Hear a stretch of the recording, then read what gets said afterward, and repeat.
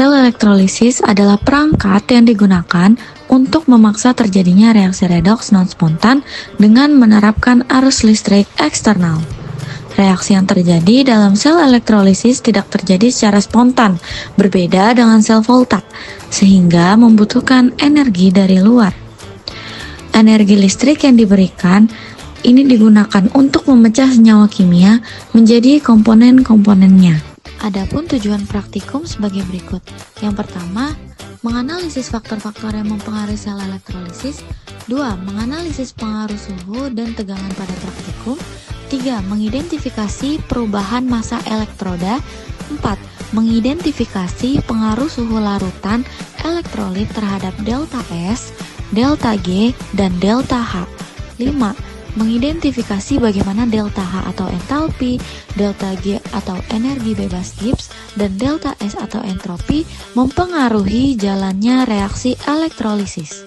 Adapun rumusan masalah dalam praktikum kali ini, yang pertama, ada apa saja faktor-faktor yang mempengaruhi kinerja sel elektrolisis.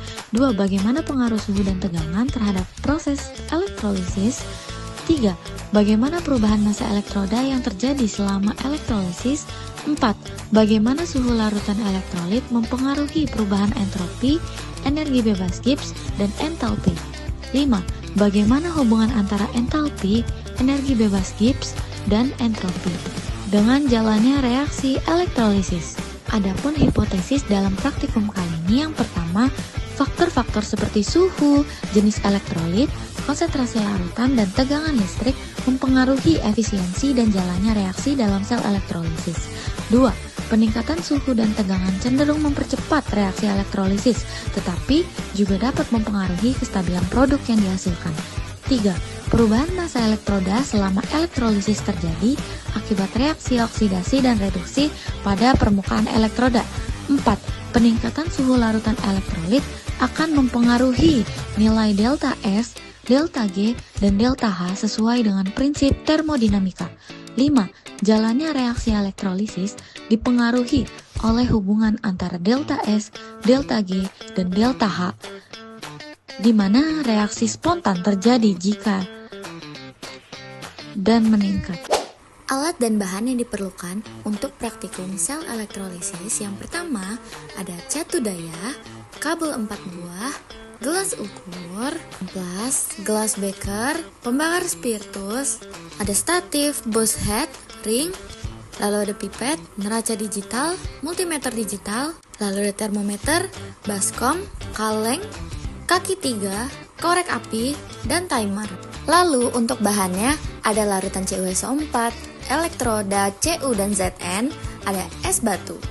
Langkah pertama, mengamplas logam Cu dan logam Zn menggunakan amplas kertas. Selanjutnya menimbang kedua elektroda Cu dan Zn. Didapatkan Zn 0,067 gram. Selanjutnya pada penimbangan logam Cu didapatkan 0,262 gram. Lalu menuangkan larutan CuSO4 yang telah disaring ke dalam gelas ukur, lalu ke dalam gelas beker. Setelah mengampas elektroda, dilanjutkan merangkai catu daya, kabel, multimeter, dan elektroda sebelumnya. Dengan rangkaian, Cu sebagai katoda disambungkan ke kom multimeter dan Zn sebagai anoda disambungkan ke volt. Untuk langkah pertama yang dilakukan adalah mengukur tegangan dan ampere menggunakan multimeter yang dihasilkan pada